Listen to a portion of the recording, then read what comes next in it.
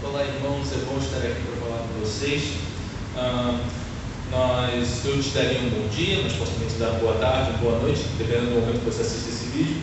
Quero te convidar a abrir a sua Bíblia no texto de 2 aos Coríntios, a segunda carta de Paulo aos Coríntios, capítulo 10, versos de 1 a 6.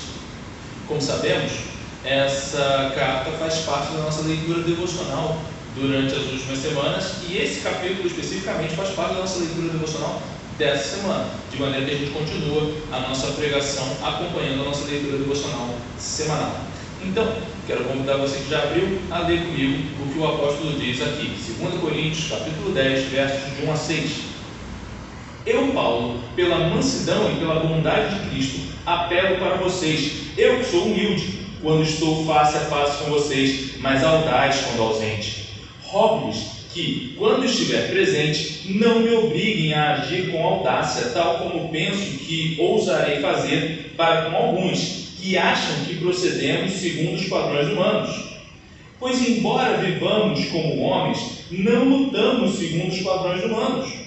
As armas com as quais lutamos não são humanas, pelo contrário, são poderosas em Deus para destruir fortalezas, destruindo argumentos e toda a pretensão que se levanta contra o conhecimento de Deus, e levamos cativo todo o pensamento para torná-lo obediente a Cristo.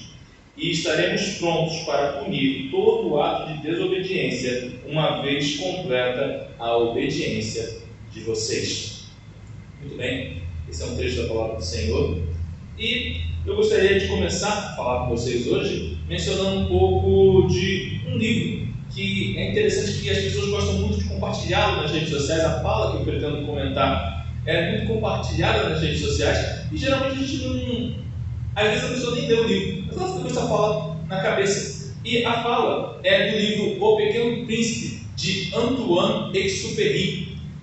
Ele vai dizer o seguinte: tu te tornas eternamente responsável por tudo aquilo que cativas. Eu acho muito interessante essa fala, porque o verbo cativar ele tem uma pequena dificuldade, ou uma característica muito interessante. E qual é? O cativar ele vem originalmente da ideia de cativeiro, né? Da ideia de você levar alguém como cativo. E, portanto, quando alguém fala em cativar, geralmente está ligado à ideia de escravidão, de aprisionamento.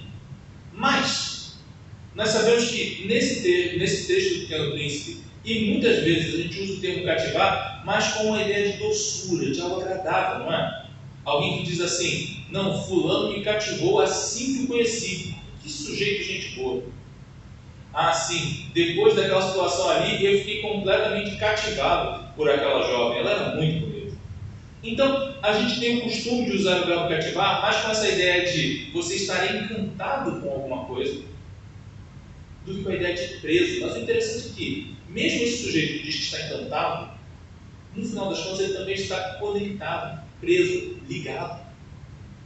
Então eu quero tentar observar um pouco do que Paulo diz para a gente nesse texto, pensando um pouco a ideia de cativar, que no texto paulino tem a ver sim com a ideia de cativeiro, prisão. Mas não deixe de falar conosco um pouco sobre aquele desejo encantado de seguir a palavra de Deus.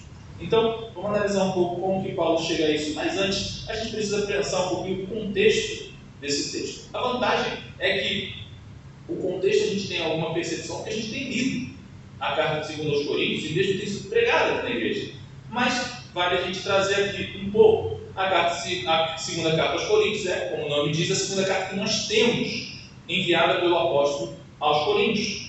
Ele manda essa carta para responder ainda mais algumas questões da igreja, pois a primeira carta foi uma tentativa de responder aos questionamentos da igreja, bem como atacar algumas posturas licenciosas da igreja. E aqui essa palavra é importante. O que vem a ser licenciosidade? Vem a ser aquela postura em que você deixa passar muita coisa errada, porque afinal é melhor não ter conflito. Então o sujeito ele deixa passar, ele finge que não viu. Isso é uma postura licenciosa.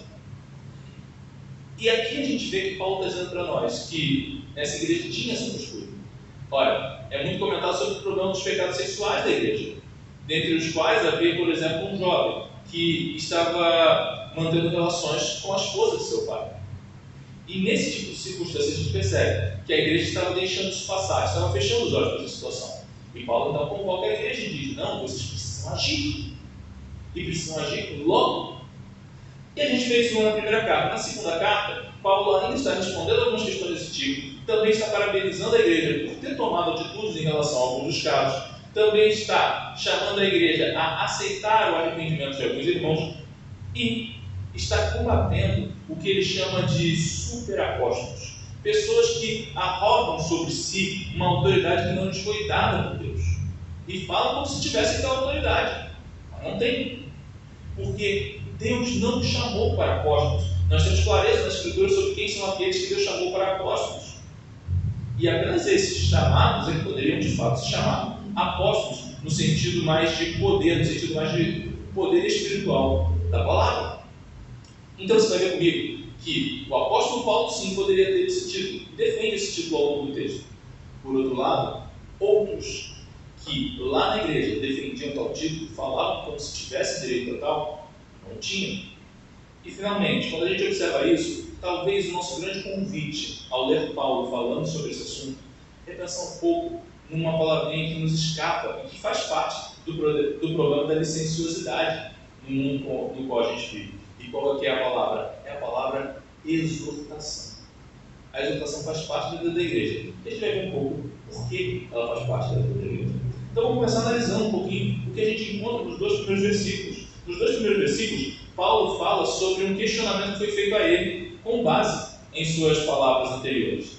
Ele vai dizer que o povo diz que ele é manso em determinadas circunstâncias e em outras circunstâncias ele pode ser mais duro. Especificamente, ele é bem calmo, gente boa, tranquilo quando ele está presente. Presente ele é tranquilão, ele não briga com ninguém. Agora, nas cartas, ele escreve com ódio. Por quê? Porque quando manda a carta, não tem como o sujeito responder ali na frente dele. E, portanto, a ideia dos falsos mestres é dizer que Paulo, de alguma maneira, está com medo do combate. Então, quando ele está presente, ele fica com medinho e não faz nada. Mas quando ele está ausente, aí ele acha que pode escrever qualquer coisa. Essa é a acusação que estou fazendo a Paulo. E Paulo diz assim: olha, vocês me questionam por ser manso e humilde? Por quê? Por que me questionariam por isso? Vocês não percebem que eu, quando vou até vocês, realmente quero oferecer gentileza, realmente quero tratá-los bem? Mas não se engane, Paulo propõe, porque se eu precisar ir até aí, usando de toda a minha ira para com vocês, vocês vão descobrir quem eu verdadeiramente sou. Na verdade, ele vai, na minha opinião, dizer algo como aquela cena no final do primeiro filme do Hulk, em que ele diz assim: tome cuidado, você não quer me ver nervoso. E que conhece a história do personagem Hulk sabe por que você não quer vê-lo nervoso. Assim também Paulo avisa: cuidado, porque eu não quero ter de agir de maneira irada com vocês, mas ajo. E alguns personagens bíblicos descobriram isso, como por exemplo o apóstolo Pedro, quando Paulo identificou algum tipo de falha moral em sua ação, e também até mesmo seu grande amigo Barnabé, em dado momento teve uma briga com Paulo por causa de posições diferentes que ele tinha. Então Paulo não era alguém que evitasse o confronto se achasse que era correto confrontar. Mas de fato, a acusação ele aceita num ponto, não como acusação, mas como uma verdade sobre si. Paulo, quando estava entre os coríntios, ele realmente não queria brigar com eles. Ele realmente queria tratá-los bem. E isso leva para a gente uma questão, que é, mas então Paulo é um sujeito contraditório. De vez em quando ele quer brigar, de vez em quando ele quer ser tranquilo. Afinal, qual é a postura correta? O que se espera dele? O termo que ele usa, manso e humilde, ajuda a gente a entender um pouco. Porque as palavras que ele usa recordam as palavras que Jesus usa para se referir a si mesmo, lá em Mateus 11, 29, como manso e humilde, como a gente traduz geralmente nas nossas Bíblias. Então, quando Paulo diz isso, ele está simplesmente afirmando que ele está seguindo o exemplo de Cristo, sendo manso e humilde. Mas não se esqueça que Cristo, em dados momentos, também confrontou o pecado e colocou o dedo em riste para corrigir a postura de determinados irmãos. Agora, mais uma vez, então a postura de Paulo é contraditória? Ele não sabe bem o que ele quer, se ele quer ser uma pessoa mais entregue a certa ira, ou se ele quer ser uma pessoa tranquila e gentil. Ora, não. É porque Paulo não se entrega à ira para simplesmente brigar porque deu vontade de brigar. Quando Paulo está se entregando a ir aqui, é para corrigir. Ele quer ajudar os coríntios a acertarem a sua postura. Ele não está, portanto, destilando ódio como quem detesta os coríntios ou mesmo quer expor algum tipo de força. O que ele está fazendo é chamando eles novamente à correção. E isso muitas vezes exige, sim, um pouco mais de dureza. Mas nunca uma dureza de ódio. É uma dureza amorosa. Talvez o exemplo que a gente possa pensar disso seria a própria situação que acontece na parte do capítulo 2 dessa mesma carta que a gente leu. No capítulo 2, Paulo diz que há um jovem na igreja que foi separado da comunhão. E ele chama a igreja a dizer: se houve arrependimento, traga-o de volta. Ele não deve ficar distante mais, porque ele se arrependeu, então ele pode retornar. Alguns supõem que esse jovem pudesse ser aquele que citei antes, que tinha questões a resolver com sua própria família, que a igreja poderia antes ter passado a mão na cabeça. Paulo avisa que ele deveria ser afastado da comunhão. Então, por causa disso, alguns vão sugerir que possa ser a mesma pessoa. Sendo ou não sendo a mesma pessoa, o fato é que Paulo está mostrando para a gente que ele pode ser bem duro para corrigir. Mas uma vez que há arrependimento, toda falha é esquecida e a pessoa é trazida de volta ao seio da igreja. O que esse texto nos mostra é que nós precisamos estar preparados a aceitar o arrependimento dos irmãos e, principalmente, a, quando exortados, lutar para nos arrepender e corrigir posturas, se de fato o Espírito Santo nos revela que nós estamos falhando. Se a palavra de Deus nos mostra que nós falhamos em determinada postura, não deveremos nós nos arrepender? É certo que sim. E, uma vez arrependidos também, a igreja chama de volta ao seio, chama de volta à comunhão. Mas a gente pode prosseguir e ver um pouco mais do que acontece aqui. Porque nos versos 3 e 4, Paulo fala conosco um pouco sobre as armas com as quais ele vai lutar.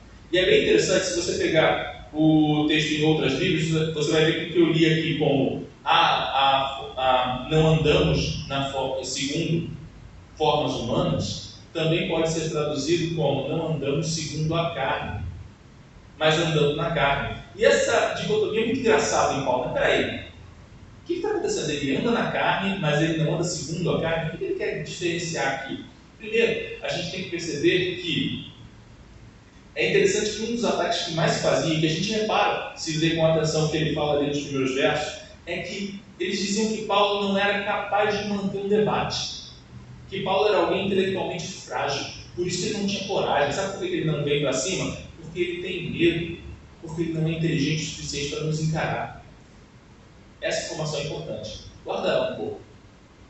Só que Paulo já demonstra que não é tanto assim, porque ele sabe fazer bons jogos de palavras para poder demonstrar o que ele está pensando. Isso já mostra que Paulo não era um sujeito tão fraco intelectualmente quanto estávamos dizendo que ele era. Mas o que isso também mostra para nós é que enquanto ele está apresentando o jogo de palavras dele, ele está estabelecendo um ponto. Qual é o ponto? Quando ele diz andar na carne, como a gente traduziu na NVI, a ideia é de humanamente, ou seja, ele está dizendo: eu sou um homem como vocês. Não há nada em mim que me torne superior a vocês no que diz respeito à forma humana. Sou tão homem quanto qualquer outro. Entretanto, ele diz: mas as armas que nós temos são diferenciadas. E o que ele quer dizer com armas que são diferenciadas? Ele quer dizer que as armas espirituais, o poder de Deus, na prática, a presença do Espírito Santo nos crentes, como sugeriu Calvino. Então, quando o Espírito Santo habita nos crentes, aí, o que eles têm a oferecer na sua fala, o que eles têm a dizer se torna poderoso, ainda que seja simplório. Paulo diz para nós que, muitas vezes, ele fala com muito cuidado aos coríntios, porque não é necessário parecer e fazer os outros pensarem: nossa, como ele é inteligente. Mas o que lhe interessa mesmo é que os seus irmãos percebam que nada podem em si mesmos, mas tudo podem em Cristo. Isso aqui não é um comentário para dizer que a intelectualidade, o conhecimento é uma coisa vã, uma coisa sem valor por si mesmo. Mas a ideia aqui é que todo aquele que se apoia no seu conhecimento para crer que possa ser salvo. Ora, eu li a Bíblia tantas vezes, Eu sou alguém que conhece, que vai à igreja todos os domingos. Eu sou alguém que leu teologia e entende bem essas coisas. Nada disso poderá nos fazer resistir, tal qual esses falsos mestres continuavam sendo falsos, mesmo que fossem muito inteligentes. Porque o que Paulo nos chama a perceber e a viver em nossas vidas é a pregação do Evangelho de Cristo. O que muitas vezes vai ser profundamente simples, mas não importa, porque essa palavra, quando cheia do Espírito Santo, essa sim tem poder para destruir fortalezas. E as fortalezas aqui, nos parece que Paulo está falando sobre sofismas e sobre intelectualidades e aqueles conceitos filosóficos pesados. E ele está dizendo, olha, o que esses homens dizem aí? Tudo isso, no fim, não tem a menor chance contra o poder da palavra de Deus. Eu gosto de pensar um pouco num fato que me surpreendeu um pouco quando comecei a estudar a história da igreja, que é o fato de que alguns dos melhores imperadores romanos eram os que mais perseguiam a igreja. Exemplos a gente pode ter, por exemplo, os imperadores Diocleciano e Marcos Aurélio, que são sempre muito elogiados, e apesar disso também eram terríveis perseguidores. Marcos Aurélio, para poder falar um pouco mais, foi o imperador que apareceu naquele filme Gladiador, que talvez você tenha assistido, o imperador bonzinho no começo do filme. Ele não era tão bonzinho assim não, mas de fato ele é muito elogiado e chamado de o imperador filósofo, e realmente nós temos textos dele que confirmam os seus conhecimentos e as suas ideias filosóficas, e confirmam que também ele aparentemente era um homem muito mais honesto do que a maioria dos imperadores. Mas isso não muda o fato de que Marcos Aurélio, em dado momento, decidiu perseguir a igreja do Senhor, porque entendeu que ela era um problema para o império. Devo acrescentar, um irmão lutou para apresentar a ele o Evangelho. Nós temos até hoje o livro desse irmão, a carta que esse irmão escreve a ele e a seu filho Cômodos, dizendo, olha, eu quero te apresentar a fé cristã de fato, porque as pessoas que estão à sua volta podem estar ensinando algo falso. Nós não sabemos se Marcos Aurélio recebeu essa carta, mas o fato é que ela foi escrita, e ela tentava chamar o imperador a corrigir a sua postura. Perceba, o Senhor pode estar entendendo determinadas coisas erradas, e mais do que isso, perceba, os seus ataques não são necessários. Os crentes não têm a intenção de fazer mal ao império. Mas isso não mudou as ações de Marcos Aurélio, quer ele tenha lido, quer ele não tenha lido. Ele, de fato, perseguiu a igreja. E perseguiu com toda a sua força, mas no final, ele não conseguiu nada, ele não destruiu a igreja. E Marcos Aurélio morreu. Seu filho assumiu o trono, posteriormente também morreu. Outros imperadores vieram e outros imperadores morreram. Até que, de fato, o próprio Império Romano acabou. Mas a Igreja de Cristo não morreu. E isso mostra para nós que a Igreja de Cristo luta com armas muito mais poderosas do que as armas humanas que nós conhecemos. Mas a exortação de Paulo é que nós precisamos aceitar a exortação e também aceitar que existem pessoas que têm uma posição no que diz respeito à espiritualidade, ou seja, aquilo que Deus otorgou em sua igreja, uma posição de liderança sobre nós. E, portanto, nós precisamos estar dispostos a aceitar determinadas exortações, porque aqueles irmãos estavam questionando se realmente podiam ouvir a palavra do apóstolo Paulo. Sabe uma coisa, eu não gosto muito do que ele está dizendo, então eu vou procurar um outro mestre que me diga coisas mais interessantes, coisas que eu goste mais. Eu quero alguém que fale com citações bonitas, que consiga falar como os filósofos. Lembre-se, eles eram gregos, eles gostavam desse tipo de coisa, porque fazia parte da sua realidade. Os grandes filósofos que vieram de Atenas. Mas Paulo está dizendo aqui, olha, não é uma questão sobre intelectualidade, não é sobre quem parece mais inteligente do que quem. A questão é, Deus tem nos chamado a exortar. E quando nós exortamos, você precisa tomar alguma decisão. Se a exortação é bíblica, se a exortação realmente condiz com a palavra de Deus, a decisão que precisamos tomar é, nós vamos nos colocar de joelhos diante do Senhor e pedir perdão. Ou nós vamos caminhar contra o Senhor. Porque se nós caminhamos contra o Senhor, então as armas das quais Paulo falou também vêm contra nós. Porque nós já não estamos mais caminhando segundo a vontade de Deus. Eu não estou dizendo isso para que você se atemorize e pense que está perdido. Porque, como eu disse antes, Paulo, na sua dureza, está convidando a igreja também a se corrigir, uma vez corrigido, que coisas maravilhosas ele pode fazer. E também não digo isso com dureza, porque sei bem que eu também preciso ser corrigido em diversas áreas. Mas o que nós precisamos é estar dispostos a ouvir. Quando o irmão vem com amor a nos exortar, Porque quando a exortação vem de um irmão amoroso, de fato, debaixo da vontade do Espírito Santo, então tal exortação pode, de fato, transformar a nossa vida e nos aproximar mais e mais de Deus, que é aquilo que nós desejamos. Mas aí tem que surgir uma questão. Como eu sei que o irmão fala em nome do Senhor, e não segundo suas próprias ideias, e segundo algum tipo de meio para me enganar? Bom, a gente pode pensar um pouco nos últimos versos. Nos últimos versos, Paulo diz para nós que, no fim, toda a mente tem que ser levada cativa, de fato, escravizada à obediência de Cristo. E ele fala que isso tem a ver com a destruição de toda a nossa altivez. O que é altivez? É orgulho. Então ele está dizendo que o conhecimento, o nosso conhecimento, que é apenas para que nós nos sintamos orgulhosos, ele luta contra a vontade de Deus, ele luta contra aquilo que Deus quer agir em nós. E é por essa razão que então ele nos convoca: olha, deem a volta, não vivam como se o seu saber fosse tudo que vocês têm. E aqui você pode inserir qualquer coisa que faça você achar que tem valor por si mesmo. Talvez seja o fato de você ter sido batizado, talvez seja o fato de você ter sido batizado pelo pastor fulano ou pelo pastor Beltrano, talvez seja o fato de que você leu a Bíblia muitas vezes, como eu disse antes, talvez seja o fato de que você tem um grande conhecimento de teologia, mas todas essas coisas em si mesmas não valem nada, não porque elas não sejam importantes, mas porque não são nelas que nós podemos nos apoiar. Elas não nos sustentarão e elas certamente irão conosco para o inferno, se nós não nos arrependermos e simplesmente dissermos: Senhor Jesus, salve. Isso é tudo que nós temos. Nós só podemos nos apoiar em Cristo, crendo que Ele é a rocha firme na qual nós podemos pisar, sabendo que não vamos mais cair, porque o Senhor providenciou tal rocha, e nessa rocha nós somos firmes. A nossa casa está construída e não será destruída. Mas, mais uma vez, qual é o meio pelo qual a gente vê isso? A gente vê isso porque quando ele nos convoca à obediência de Cristo, ele está falando que nós precisamos conhecer a palavra de Cristo e assim ser obedientes a ela. A nossa obediência está conectada tanto ao texto dos apóstolos, como Paulo está dizendo ali. Então, sigam aquilo que eu estou dizendo a vocês. Como também aquilo que mais cedo Paulo teria dito na sua carta, chamando todos os irmãos a crerem nas promessas que estão, por exemplo, no Antigo Testamento.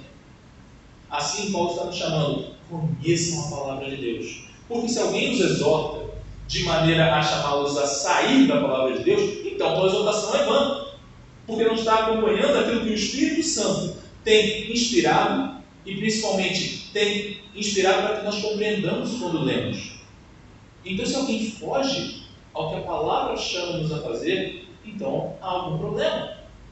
Para além disso, a gente também tem que observar que esses que nos exortam também têm buscado ter uma vida de obediência a Deus. Aqui mais uma vez lhes digo: nenhum de todos os irmãos são feitos de carne, como a própria palavra nos diz, são vasos de barro, como Paulo disse isso para nós. Mas a questão é, esses vasos de barro também têm sido transformados pelo Espírito Santo na obediência de Cristo. Porque são esses que são obedientes a Cristo que também levam toda a mente, como Paulo pretendia levar, cativa a palavra de Deus. E ele está avisando no 6º verso: mas haverá aqueles que eu vou precisar agir com dureza e botar para fora, porque eles não estão querendo se arrepender. Mas se então alguém na palavra nos exorta, nos apresenta a palavra de Deus como exortação apaixonada e amorosa pelo Senhor, talvez às vezes dura, mas apaixonada por aquilo que Cristo tem feito em nossas vidas e nos chamando a mais e mais ser parecidos com Ele, então nós precisamos ouvir. E então nós precisamos ser humildes. Lembre-se, toda a altivez milita contra aquilo que Deus fez para nós, milita contra as armas de Deus, as armas do Espírito que tem agido através da sua igreja. Mas todo aquele que de joelhos diz: Senhor Jesus, salva-me, esse será salvo, porque esse sim entendeu que é necessário olhar para Cristo e ter tão somente nele a esperança da salvação. E só através dele nós vamos receber tais armas e, principalmente, nós vamos estar capacitados a mais e mais ser transformados pela ação da palavra de Deus. Eu gosto de lembrar de um personagem do qual eu gosto muito na história da igreja. O nome dele é Justino, o Mártir. E por que eu gosto de Justino? Porque Justino é um cara que ele era muito inteligente. Justino ele busca conhecer todas as filosofias, ele quer aprender sobre filosofias e entender os vários conceitos filosóficos para pensar qual desses talvez seja o mais interessante, qual desses é o mais aplicável, qual desses é a verdade que ele queria encontrar. E Justino não é o tipo de pessoa que a gente tem hoje em dia, que diz assim, não, essa é a sua verdade, essa é a minha verdade. Não, Justino tem que encontrar a verdade mesmo. Não a verdade de alguém, tem que encontrar a verdade. E quando Justino está procurando pela verdade, ele encontra com um mestre, um outro filósofo, que fala com ele sobre a palavra dos profetas. Profetas antigos. E aí ele está mencionando a Bíblia. E quando ele fala sobre os profetas, ele afirma que esses profetas foram inspirados e falaram coisas sobre Jesus. Justino então diz que quando ele ouviu sobre essas coisas, um fogo veio sobre seu coração, poderoso, onde ele só podia ter uma certeza: a única filosofia verdadeiramente útil e segura é essa. E ele então diz: o cristianismo é a filosofia verdadeira. Isso não faz Justino abandonar os seus conhecimentos, ele continua sendo professor de filosofia. Mas Justino passa a saber que é a palavra de Deus que norteia a sua forma de viver. A tal ponto que lá na frente, Justino vai estar diante de uma circunstância em que ele vai ser levado para martírio. E como o próprio nome dele já dá o spoiler, sim, Justino foi martirizado. O que confirma para nós que, quando chegou a hora que vamos ver, em que alguém estava perguntando, tá, mas será que ele realmente ama mais a Jesus do que todas as filosofias que ele tanto estudou? Sim. O coração de Justino já estava completamente ligado a Cristo.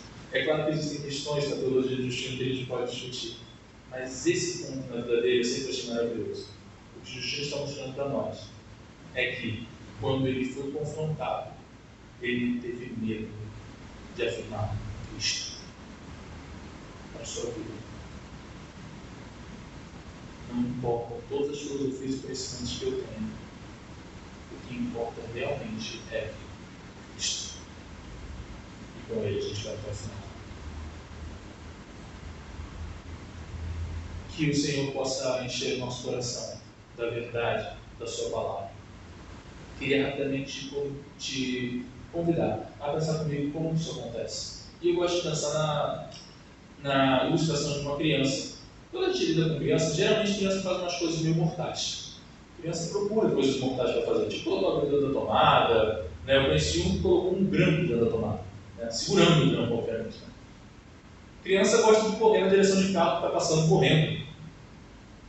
Criança gosta de ficar correndo na direção de buraco para cair e morrer. E qual é a função do pai? O pai, provavelmente, o pai e a mãe, provavelmente o que ele mais quer fazer é brincar com o filho dele. É poder parar e ficar ali brincando com ele, ter um tempo de prazer com o seu filho. Mas quando o seu filho quer enfiar o dedo numa tomada, ele não pode simplesmente dizer, vamos brincar, deixa eu colocar o dedo também. Ele impede o filho. Porque essa é a ação justa e verdadeira. Ainda que nós sejamos exortados pelos nossos irmãos, a verdade é que Deus nos exorta através deles, quando esses irmãos vêm de fato debaixo do poder do Espírito Santo. E se assim for, então precisamos aceitar a exortação. Tá certo, na hora o filho fica meio com raiva, ele quer brigar com o pai. Mas na conclusão de tudo, ele sabe que o pai foi bom para com ele. Então, no final, quando o pai voltar a brincar com ele vai poder sorrir para o pai. Porque ele sabe que o pai tem carinho por ele. Que nós sejamos dispostos a amar profundamente a Deus. E através do amor a Deus, nós amemos também as exortações que possivelmente receberemos. Está certo, na hora a gente não vai querer muito aceitar a exortação, não. Mas que Deus molde os nossos corações para que a gente aceite a exortação que de fato vem do seu Espírito, para que nós sejamos consertados e mais nada nos aproximamos de Cristo. Que o Senhor haja assim em nós. Quero orar com você para a gente encerrar. Senhor Jesus, obrigado porque tu és bom, obrigado porque sua mão dura para sempre, obrigado porque de fato tu tens cuidado da sua igreja. Senhor, move-nos para que nós de fato sejamos humildes diante do Senhor, nunca pensando que o nosso conhecimento, o nosso saber é aquilo que nos salvará, mas sabendo que nós só podemos ser salvos se nos colocarmos de joelhos e dissermos: Jesus Cristo, salva. Senhor, salva a todos os meus irmãos, por favor, Senhor. Se há algo em que qualquer um de nós, inclusive eu, tenha que ser exortado, então vem e exorta-nos. Exorta-nos para que sejamos corrigidos, tratados e transformados, Senhor. E, Senhor, por favor, sabes que somos altivos e orgulhosos e que facilmente podemos não aceitar bem a exortação. Senhor, move os nossos corações para que não sejamos como esses superapóstolos que pensavam realmente que não podiam ser exortados. Mas move os nossos corações para que sejamos como aqueles irmãos de Corinto, do qual Paulo fala, observando que eles de fato aceitaram a exortação do apóstolo para se corrigir e ser uma igreja melhor. Senhor, move-nos para que sejamos uma igreja melhor para Ti, para que nós de fato amemos a Cristo acima de todas as coisas. Em nome de Jesus. Amém.